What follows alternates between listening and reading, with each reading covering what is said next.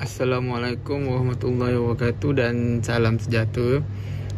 Nama saya Muhammad Putra Danish bin Hafiz.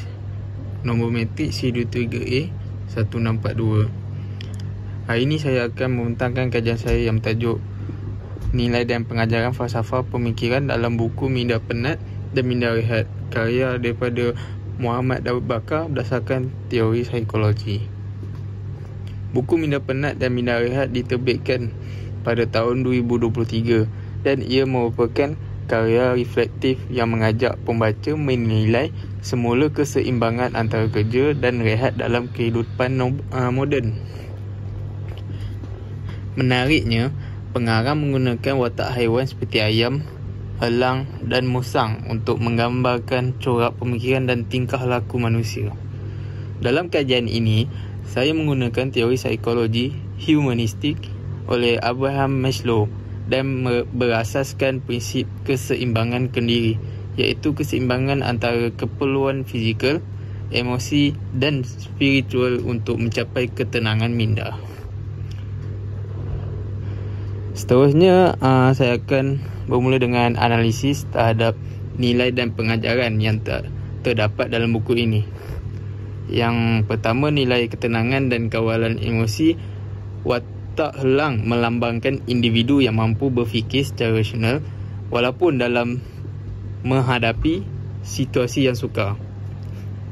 Petikan yang berbunyi, "Helang terbang tinggi bukan untuk lari dari dunia, tetapi mencari ruang agar pandangannya lebih luas," menunjukkan bahawa ketenangan sebenar datang daripada kemampuan mengawal emosi dan berfikir dengan matang. Dalam konteks psikologi, kawalan emosi dapat membantu manusia mengelak tekanan dan membuat keputusan secara waras. Yang kedua, nilai kesedaran diri dan refleksi minda. Watak ayam pula menggambarkan manusia yang mudah terburu-buru tanpa berfikir panjang.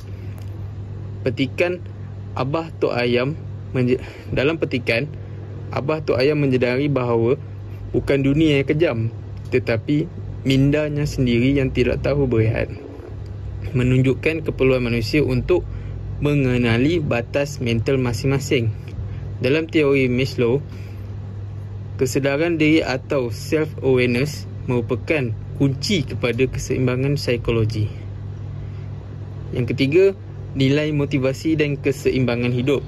Watak musang menggambarkan manusia yang bijak namun tidak bermoral. Dalam petikan, musang itu pandai merancang namun hatinya gelap oleh nafsu dan keangkuhan, menunjukkan bahawa kecerdasan tanpa nilai spiritual membawa kepada tekanan jiwa. Maslow menegaskan bahawa manusia yang gagal memenuhi keperluan moral dan emosi tidak akan mencapai tahap tertinggi, iaitu self-actualization. Yang keempat, nilai ketabahan dan pemulihan minda. Ayam belajar daripada helang bahawa ketenangan dan kejayaan datang daripada usaha yang disertai refleksi diri. Dalam petikan, terbang tinggi bukan sekadar mencari makanan, tetapi mencari makna hidup. Ianya menggambarkan proses pemulihan psikologi di mana rehat dan refleksi bukan tanda kelemahan, tetapi tanda kematangan minda. Seterusnya, bahagian sorotan kajian. Bagi menyokong kajian ini, saya merujuk beberapa sumber seperti A Theory of Human Motivation oleh Abraham Maslow, karya The Archetypes and the Collective Unconscious oleh Carl Jung, dan Ihya Ulum Al-Din oleh Imam Al-Ghazali. Kesemua rujukan ini memperkukuh pandangan bahawa keseimbangan antara akal, emosi dan roh sangat penting untuk kestabilan psikologi. Akhir sekali, bahagian kesimpulan, buku Minda Penat dan Rehat bukan sekadar karya motivasi, tetapi satu cerminan falsafah kehidupan yang mengajar kita tentang keseimbangan mental, emosi dan sosial. Muhammad Daud Bakar menggunakan gaya penceritaan fabel untuk mendidik pembaca agar memahami bahawa rehat bukan tanda kelemahan kita. Sebaliknya, menjadi kekuatan untuk memperbaharui diri kita. Dengan mengaplikasikan teori psikologi humanistik, kita dapat melihat bahawa keseimbangan kendiri adalah kunci untuk mencapai ketenangan dan kejernihan fikiran dalam dunia yang penuh tekanan ini. Sekian daripada saya. Terima kasih.